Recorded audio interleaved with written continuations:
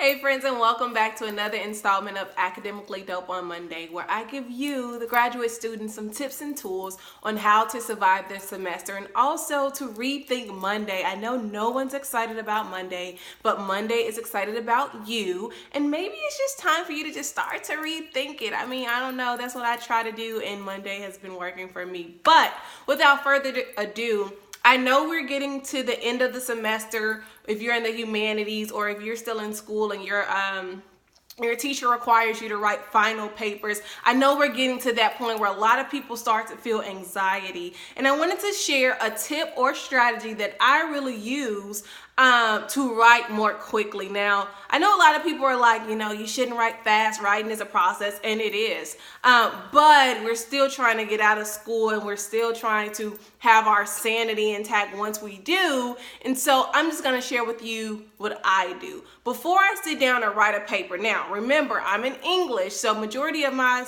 term papers had to be 30 pages long, scholarly article length or whatever.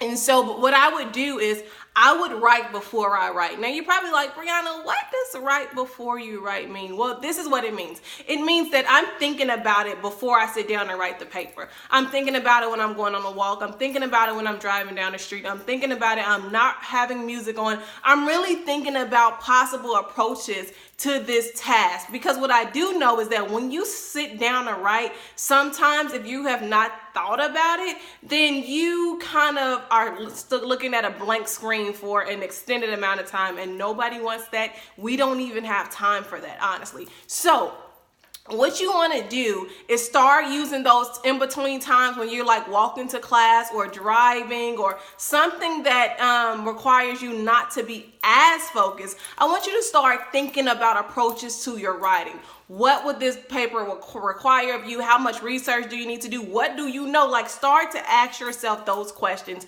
before you sit down to write the paper. I guarantee you that the time you spend thinking about the paper will save you time when you actually sit down to write the paper, right? And so what I would do is I would think about papers when I was in the gym. I would still have music on, but my internal thoughts were geared towards this paper, this idea, developing it way before I sat down to the computer. Then as a result, when I sat down to the computer, it wasn't taking me as long. In fact, some people call me breezy from my master's program because I used to breeze through things. It wasn't that, and let me just be clear, they weren't perfect, but they were done quickly, right? And so when we're trying to get out of school and we're trying to do things and we're trying, life is happening, we don't have a lot of time to spend on a lot of things. I know for me, because I was a college teacher, right? I was teaching at the university. I had 2 classes at one point. I was teaching in prison. I was an athletic tutor. So my attention was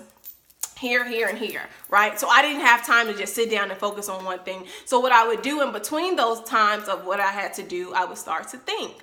This is what you do. You start to write the paper in your head before you sit down to write it on your computer or Longhand, okay? And so that will save you a lot of time when you're trying to get to it, right? So if you start now and your paper is due the last week of school, that means you have 5 weeks. You really have 3.5 weeks to start thinking about it, and then the rest of the time to start writing it, all right? So I hope that little tidbit helped you right before you write. It will save you time. It'll save you stress. It'll save you your hair. Because my hair is thriving now that I'm out of school.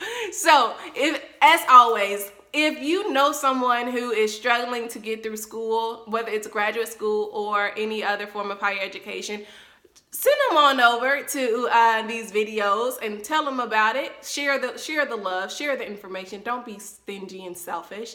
Also, if you have any questions for me that you would like me to do a video about, that you're like just need to know, like if I had access to someone who had the answer, what would I ask, right?